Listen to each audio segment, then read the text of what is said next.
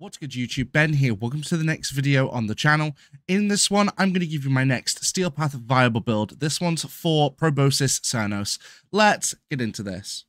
Right, okay, so Steel Path viable builds, what are they? So it's a build that will work on the Steel Path. It will get you through missions, but it is not meant to get you to level cap, which is level 9,999 enemies, because most players don't want to do that. So if that's what you're here for, probably the wrong video for you. But if you just want to get through missions on the Steel Path, this build will certainly work for you.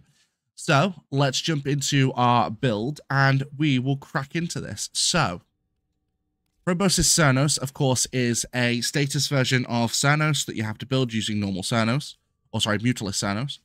We'll start off with Galvanized Chamber for 80% multi-shot and on-kill, plus 30% multi-shot for 20 seconds, stacks up to 5 times.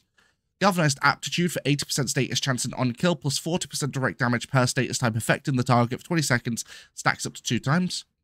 Infected Clip for 90% toxin. Cryo Rounds for 90% cold.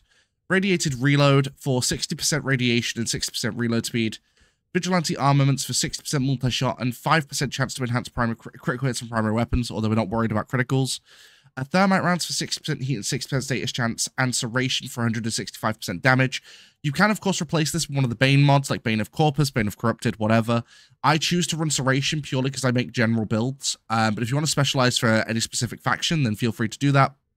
We've got Arrow Mutation in the Excellus slot, so it converts secondary ammo pickups to 50% of ammo pickup. This helps with Mutalist Cernos because it only gets, like, I think it's 8 bullets in its chamber, so it doesn't have many in its chamber, in the quiver, so it doesn't actually have that much in terms of ammo, which is why I'm running Necros for this, because Necros helps with ammo. And then, of course, Primary Merciless in the Arcane slot, so rank 5, on kill plus 30% damage for 4 seconds, stacks up to 12 times, and 30% reload speed. So we're not going for criticals at all with this build. We've got 100% status chance, so we're always going to land status, and we're running Radiation, Heat, and Viral. So, of course, Radiation combines heat and electric damage. It causes enemies to attack everything nearby. It can also cause confusion, so that's great.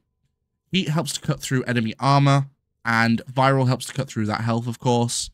And then, of course, the Radial Attack, which does all of these. But all three status conditions working with Galvanized Aptitude give it a monstrous amount of damage. Although, like I said, you may struggle with ammo. So what you could do is swap out Vigilante Armaments for something like Ammo Drum, which give you extra ammo. Just in case you do struggle with just running Arrow Mutation, but it's entirely up to you. So, without any further ado, let's get into the mission. I will show you what this thing can do. Alright, as per usual, we're here at Oxymoko in the Void, and I'll quickly explain why we're here.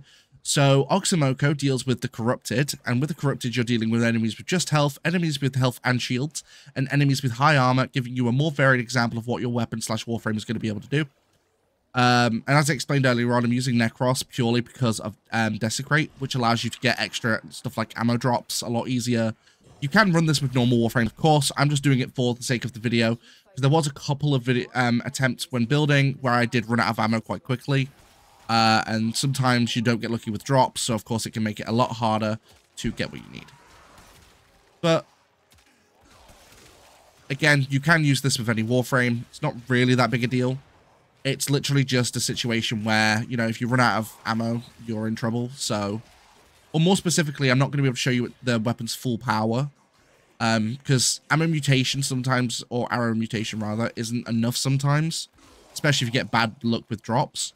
So what I would recommend is if you start to get it more frequently, you're running out of ammo, like too much, you could switch out Vigilante Armaments for Ammo Drum, like I said earlier on, if it becomes necessary to do so.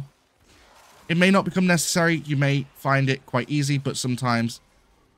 Oh, who's invading me? Is it Red Veil?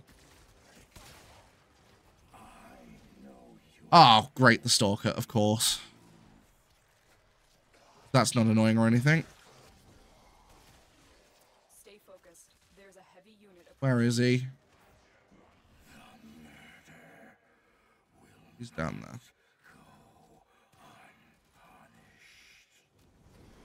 Well, tell the game to not put the sergeant in my sortie and I won't have to take him out. I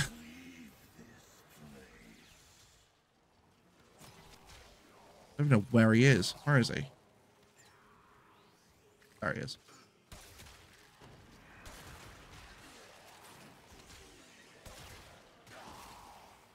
Right, let's take out the stupid Stalker. Oh, he's almost taken out anyway. Thanks to the status effect of my bow. as you can see, taking out stuff like the Stalker, not that big a deal. Boom, gone. There we go. Right. Anyway, back to the video. So, yeah, taking out the Stalker, not that big a deal. Like, quite easy, actually. Which is very nice, because, I mean, you do want, you want to know that the weapon's going to be good against stuff like the Stalker or Acolytes, which we'll be showing the Acolyte. That's why I'm playing through a mission, so you can see what this does to Acolytes at full power, or at least as close to full power as it's going to be at the time. Which, I can't guarantee it will be at maximum power, because, of course, you know, there may not be as many enemies going near the Acolyte, so I might not be able to keep Primary Merciless up, but I can definitely do what I can to make sure it's as high a power as I can get it. Right, where are we going?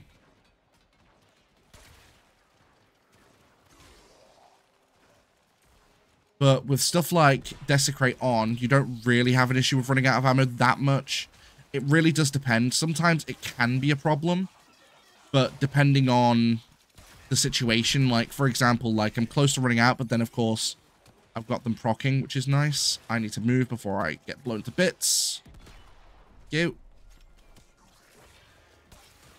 And, of course, ideally, if you can get enemies in a big group, then you obviously have more of a chance of getting ammo from the shots that you use to take them out.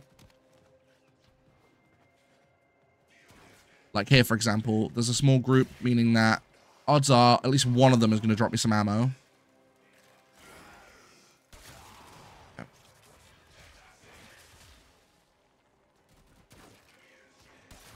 we go. Let's take out that guy. Thank you very much. But the cool thing with status weapons like this is because it is primarily status, you don't really want to be running crits with this thing. Because its critical multipliers just aren't high enough for it to really be worth it. Not compared to the status you get, because like statuses on their own are ridiculously powerful.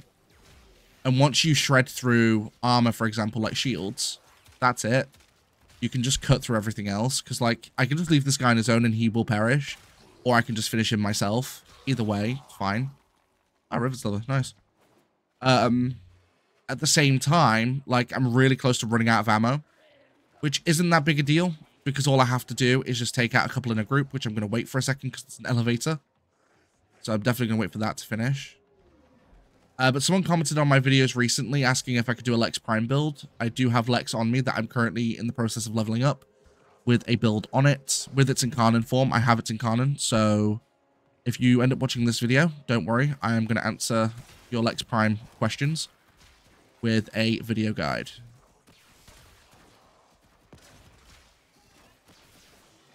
Go.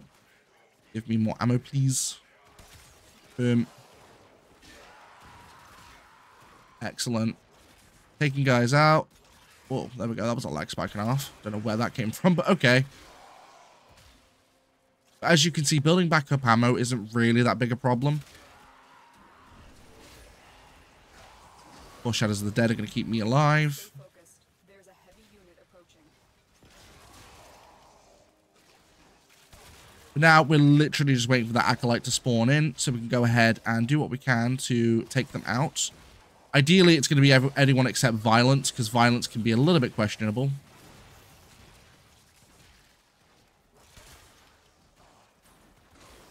The beautiful thing as well is if you hit drones and they're connected to a bunch of enemies, it's going to hit all the enemies connected, which is very nice.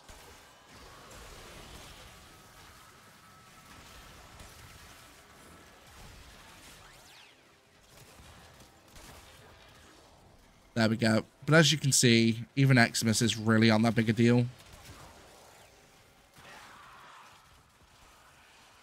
Try and clear a path.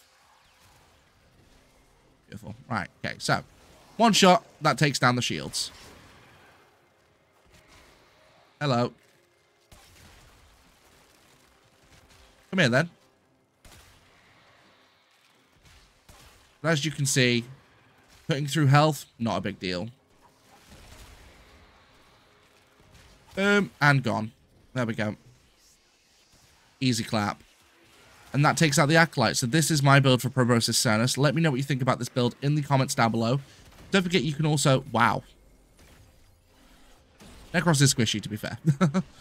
But yeah, let me know what you think about this video in the comments down below. Don't forget you can also support the channel completely for free by liking and subscribing. It really does help with that YouTube algorithm. Don't forget as well that you can support further by becoming a channel member from as little as 99 pence per month. And don't forget I do live stream when I go live. I go live here on YouTube and over on Twitch. My streams here on YouTube are in the shorts form feed, some more for mobile. If you want to catch the exact same streams at the exact same time in full 1080p, then feel free to join me on Twitch. That link is in the description below.